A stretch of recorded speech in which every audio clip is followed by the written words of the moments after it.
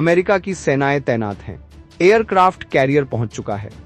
और अगर आखिरी वक्त पर कोई डील नहीं होती तो डोनाल्ड ट्रंप के सामने दो ही रास्ते बचेंगे, या हमला या पीछे हटने की ऐसी कीमत जो कोई राष्ट्रपति नहीं चुकाना चाहता।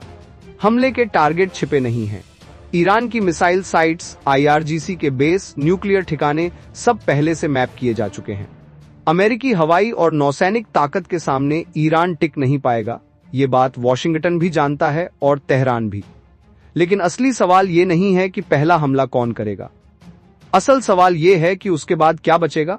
अगर बमबारी के बाद ईरान की सरकार गिर जाती है और देश अचानक लोकतंत्र की तरफ मुड़ जाता है तो ये इतिहास का चमत्कार होगा। इराक और लीबिया में ऐसा नहीं हुआ था। तानाशाही गिरी, लेकिन बदले में अराजकता आई, खून बहा और सालों तक कोई स्थिरता नहीं मिली। कुछ लोग कहते हैं सरकार रहे लेकिन झुक जाए। ईरान अपने परमाणु और मिसाइल कार्यक्रम रोक दे, अपने प्रॉक्सी पीछे खींच ले और दमन कम कर दे। कागज पर यह संभव लगता है, हकीकत में नहीं। 47 सालों से वही व्यवस्था, वही सोच और बदलाव से वही डर। सबसे ज्यादा संभावना इस बात की है कि हमले के बाद ईरान और ज्यादा सख्त हो जाए। एक ऐसी सरकार उभरे जिस पर सीधे organisation Islamic Revolutionary Guard Corps, Iran paramilitary force का नियंत्रण हो। मतलब राजनीति कम, फौज ज्यादा। और ईरान ने साफ कह दिया है उसकी उंगली ट्रिगर पर है। वो अमेरिकी नौसेना से नहीं टकराएगा, लेकिन मिसाइलों और ड्रोन से हमला करेगा। गुफाओं में छिपे हथियार, जमीन के नीचे बने लॉन्च पैड और पहाड़ों में दबे स्टॉक, ये सब एक साथ सक्रिय हो सकते हैं। खाड़ी में अमेरिकी बेस हैं, बहरीन, कतर, आसपास के देश। लेकिन ईरान सिर्फ अमेरिका को नहीं, उन सबको निशाना बना सकता है जिन्हें वो हमले में शामिल माने। 2019 में सऊदी अरामको पर हमला दुनिया को दिखा चुका है कि ईरानी हथियार क्या कर सकते हैं।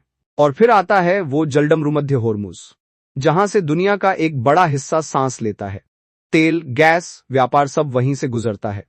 अगर वहां माइन बिछी तो कीमतें आसमान छुएंगी और पूरी दुनिया इसकी कीमत चुकाएगी।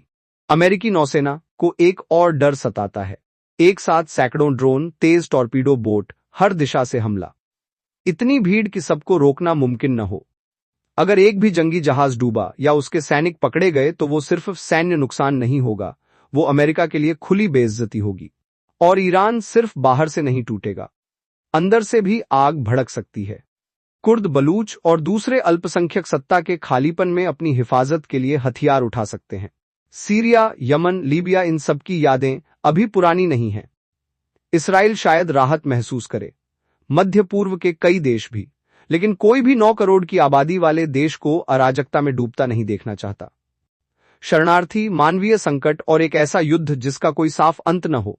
और अब सबसे खतरनाक सवाल, क्या ट्रंप इतनी ताकत इकट्ठा करने के बाद पीछे हट सकते हैं, या फिर वो मानेंगे कि अब हमला न किया तो इज्जत खो जाएगी? क्योंकि अगर पहला मिसाइल चला तो ये लड़ाई सिर्फ ईरान और अमेरिका की नहीं रहेगी। ये वो जंग होगी जिसका अंत किसी के पास नहीं है और जिसकी कीमत पूरी दुनिया। अगर आपको हमारा काम अच्छा लगा हो तो चैनल को सब्सक्राइब करें और बेल आइकन दबाना न भूलें, ताकि हर सच्ची खबर सबसे पहले आप तक पहुंचे। खुश रहिए, अपना ख्याल रखिए। जय हिंद।